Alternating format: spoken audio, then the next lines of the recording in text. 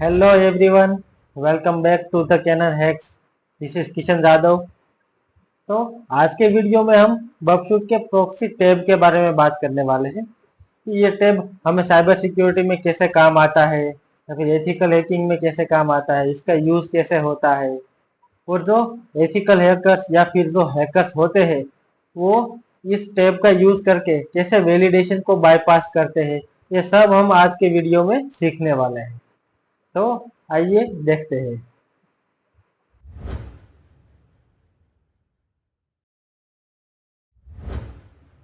तो सबसे पहले अब हम बगशूट को ओपन करते हैं। ओके,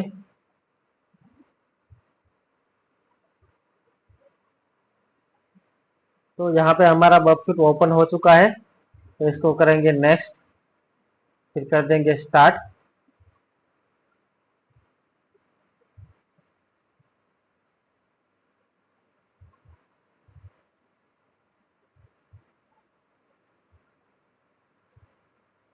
तो जैसे ही हमारा बगशूट ओपन होता है, सबसे पहला हमारा काम क्या होगा, हमें सबसे पहले बगशूट का जो ब्राउजर है उसको ओपन करना है।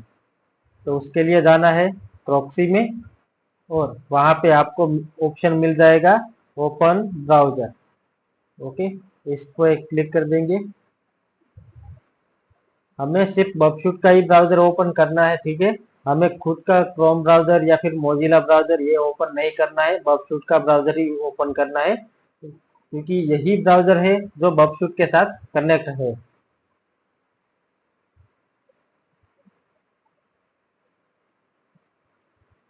ओके, तो सबसे पहले तो ये देखेंगे कि बगशूट काम कैसे करता है। तो इसके लिए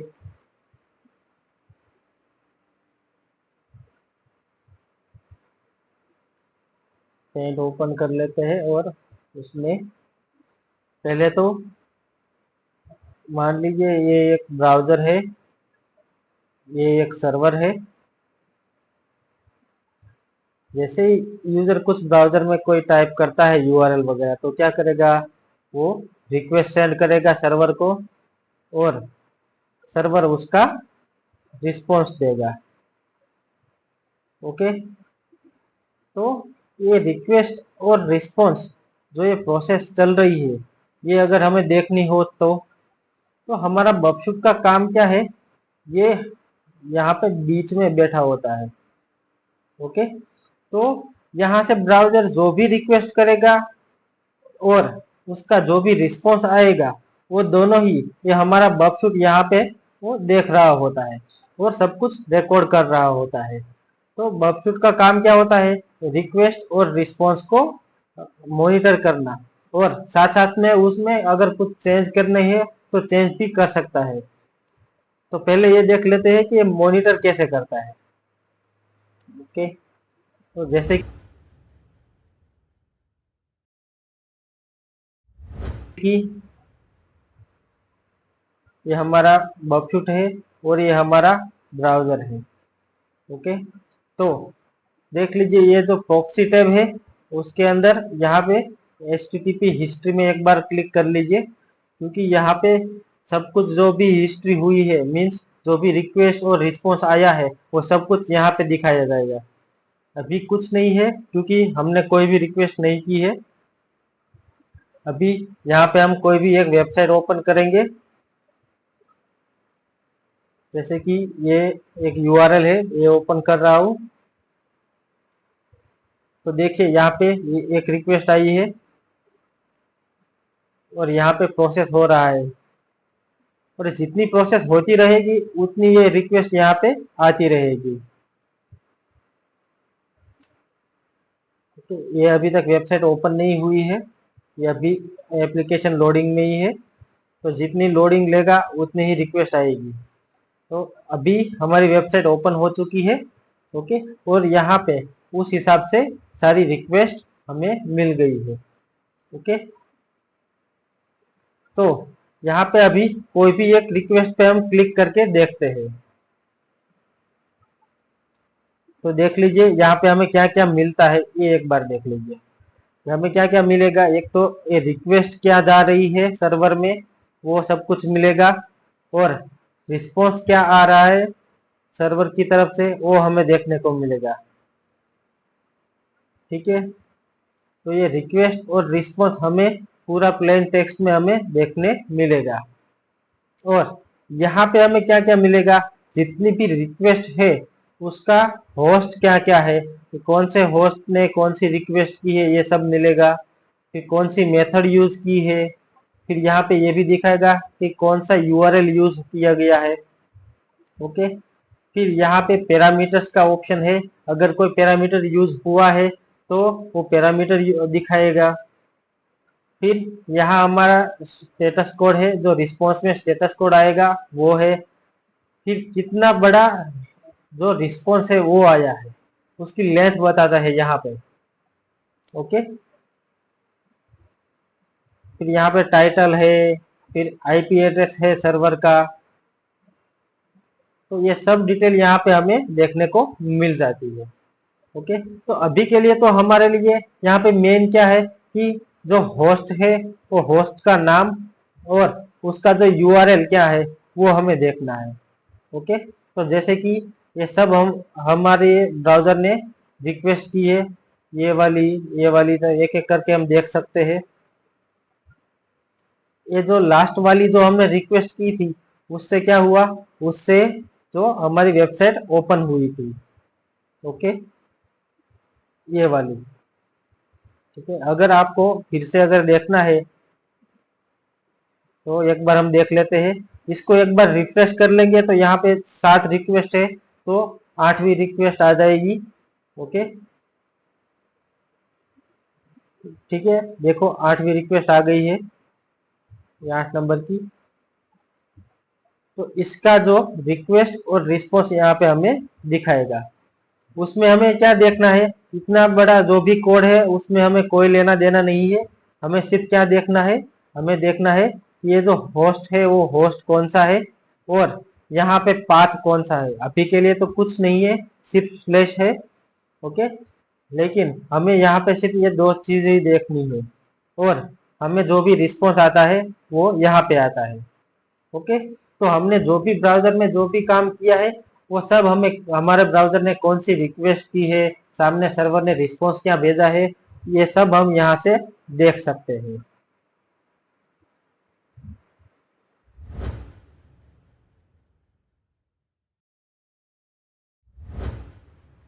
ओके, तो अभी हम दूसरा एक एक रिक्वेस्ट हम ट्राई कर लेते हैं।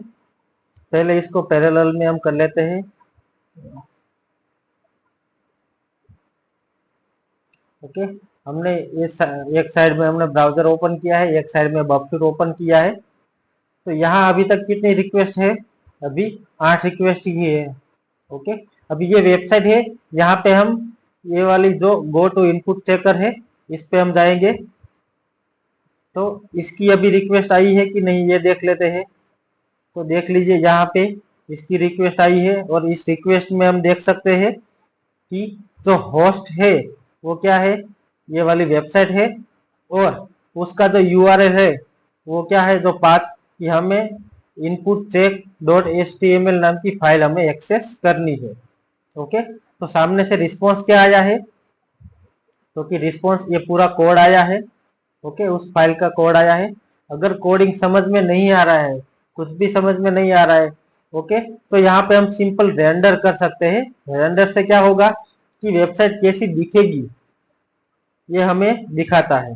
तो देखो ऐसा हमारा रिस्पॉन्स आ रहा है। तो अभी हम यहाँ पे कोई वैल्यू डाल के देखते हैं कि यहाँ पे कैसा रिस्पॉन्स आता है। ओके, यहाँ पे 9 रिक्वेस्ट हुई है, अभी हम जो भी नई रिक्वेस्ट डालेंगे वो यहाँ पे दिखाएगी। ओके, यहाँ पे हम कुछ भी डाल देंगे ABCD। ओके, तो यहाँ पे हम जैसे ही सबमिट करेंगे तो हमारा रिस्पॉन्स ऐसा आता है, जो हमने एंटर किया था वो यहाँ पे प्रिंट होके आ रहा है।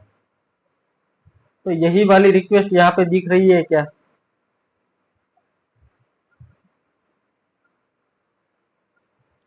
ओके, यहाँ 9 थी, ये 10 नंबर की। तो यहाँ पे देख लीजिए, पहले तो एक रिक्वेस्ट देख लीजिए, रिक्वेस्ट कैसी है। यहाँ पे जो होस्ट है वो वही है, और यहाँ पे जो एंड पॉइंट था जो वो चेंज हो गया है, स्लैश चेक करके फिर यहाँ पे क्वेश्चन मार्क करके आपका पैरामीटर आ रहा है। ओके, तो जो आपकी पैरामीटर की वैल्यू जो जा रही है वो यहाँ से जा रही है, वो सब दिखा रहा है।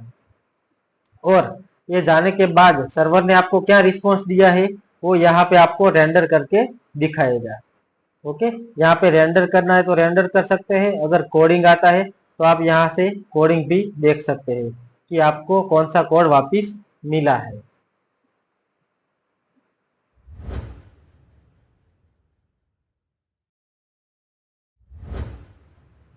तो अभी तक तो हम ऐसा देख रहे थे कि हम जो भी ब्राउजर में यहाँ पे प्रोसेस कर रहे हैं वो सब हमारा बगशूट है वो रिकॉर्ड कर रहा था, तो सारी हिस्ट्री यहाँ पे हमें दिखा रहा था। ओके, तो लेकिन हमें क्या करना है, हमें तो कुछ चेंजेस करने हैं। जो हैकर्स होते हैं वो इन सब रिक्वेस्ट वगैरह में कुछ ना कुछ ऐसे अटैक्स करते हैं जिससे वेबसाइट में कुछ ना कुछ प्रॉब्लम जनरेट होगी। ओके, तो ये कैसे होती है, तो इसके लिए आता है इंटरसेप्ट। तो इंटरसेप्ट पहले तो काम कैसे करता है वो देख लेते हैं। जैसे कि यहाँ पे देख लीजिए, यहाँ पे जो हमारा ब्राउजर है वो क्या करेगा, रिक्वेस्ट करेगा, तो बीच में हमारा बर्बशूट है वो उसको इंटरसेप्ट करेगा। इंटरसेप्ट मीन्स वो वहां पे आपकी रिक्वेस्ट को रोक देगा, और उसको रोकने के बाद वहां से जब तक आप बर्बशूट को परमिशन नहीं देते आगे भेजने की तब तक वो आगे नहीं भेजता है। वहां पे आप कोई भी वैल्यू चेंज कर सकते हैं और आगे सेंड कर सकते हैं। जैसे कि अगर ब्राउजर ने यहाँ से अगर ब्राउजर ने यहाँ पे सेंड किया है a=1, ओके, लेकिन यहाँ पे बॉक्सशूट है वो इस रिक्वेस्ट को रोक देगा, और यहाँ से हम चेंज कर सकते हैं a=1 की जगह पे हम 2 कर सकते हैं और सेंड कर सकते हैं। तो आपके जो सर्वर है उसको क्या लगेगा कि आपके ब्राउजर ने आपको a=2 की वैल्यू भेजी है, लेकिन रियलिटी में वो वैल्यू कौन सी थी, a=1। ओके, तो ये अभी प्रैक्टिकली देख लेते हैं।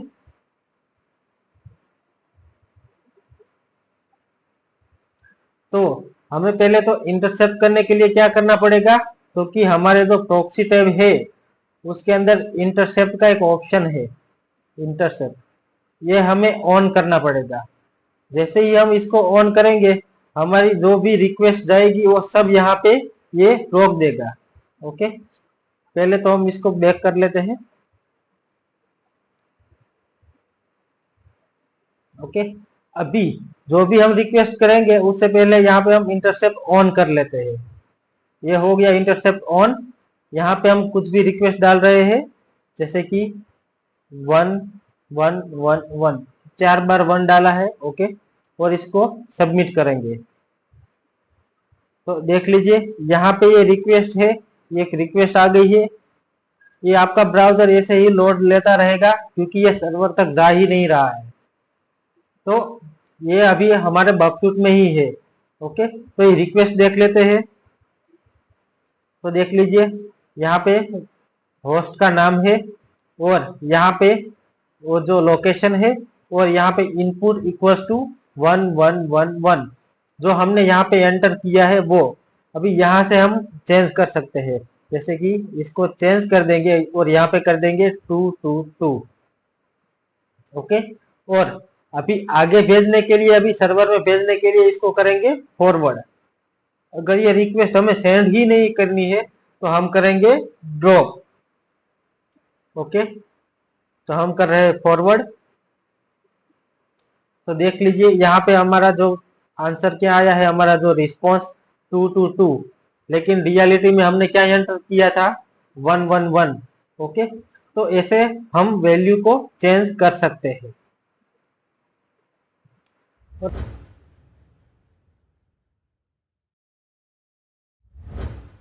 तो अभी जो हैकर्स होते हैं वो रियल लाइफ में कैसे अटैक करेंगे वो देख लेते हैं। ओके, पहले इसको ऑन है इसको ऑफ कर लेंगे। अगर आप इसको ऑफ नहीं करेंगे तो क्या प्रॉब्लम आएगी, देख लेते हैं। यहाँ पे हम मैं बैक कर रहा हूँ, ठीक है। तो ये इसकी भी रिक्वेस्ट जाएगी। जब तक आप इसे ऑफ नहीं करेंगे तब तक ये बार बार आपको पॉपअप देता रहेगा। आपको इसको या तो फॉरवर्ड करना पड़ेगा या ड्रॉप करना पड़ेगा। ओके, ये जब तक इंटरसेप्ट आपका ऑन है तब तक ये शुरू ही रहेगा, ठीक है, ये बंद नहीं होगा। तो आपको इसको फॉरवर्ड करना पड़ेगा। जितनी भी रिक्वेस्ट आएगी उसको फॉरवर्ड करते जाना पड़ेगा। इससे अच्छा है कुछ देर के लिए इसको ऑफ कर देते हैं। ओके, यहाँ पे अभी इसका कोई काम नहीं है।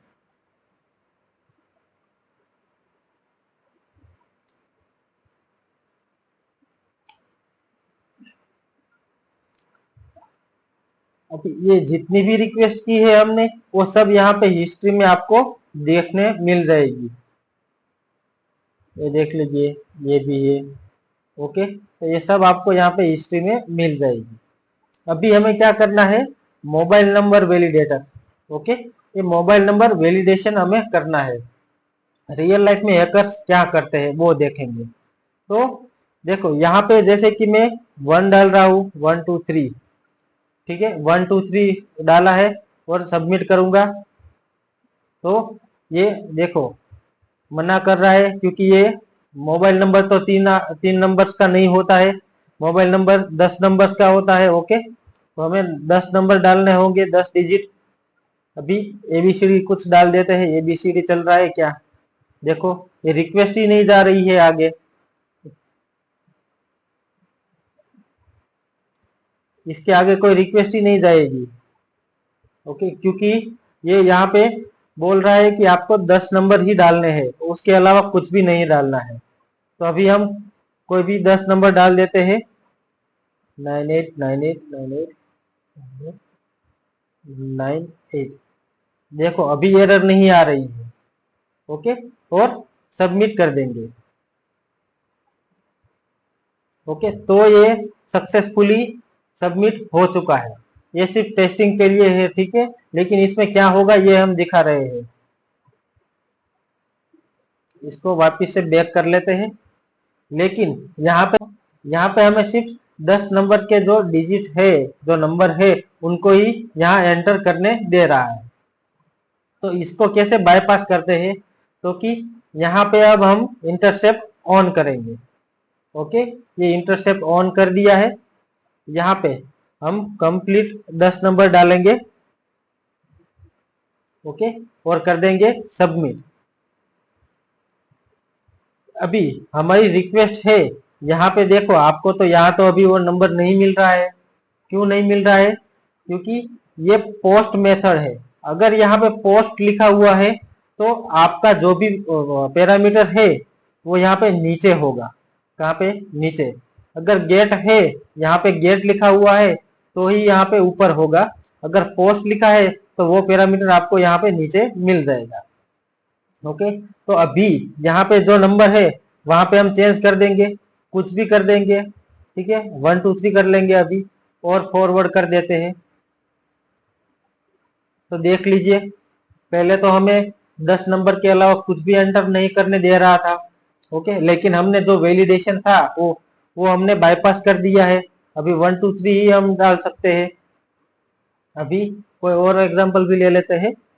यहाँ पे हम करेंगे वापिस से 10 नंबर एंटर करेंगे। ओके, इंटरसेप्ट ऑन रखेंगे और फिर से सबमिट कर देंगे। ओके, तो ये रिक्वेस्ट हमने इंटरसेप्ट कर दी है, मींस बीच में से हमने रोक ली है। अभी यहाँ से हम कुछ भी चेंज करके आगे सेंड कर देंगे। तो यहाँ पे अभी मैं नंबर के अलावा नाम डाल दूंगा, मैं अपना नाम डाल रहा हूँ, ठीक है, किशन डाल रहा हूँ अभी, और इसको फॉरवर्ड कर दूंगा।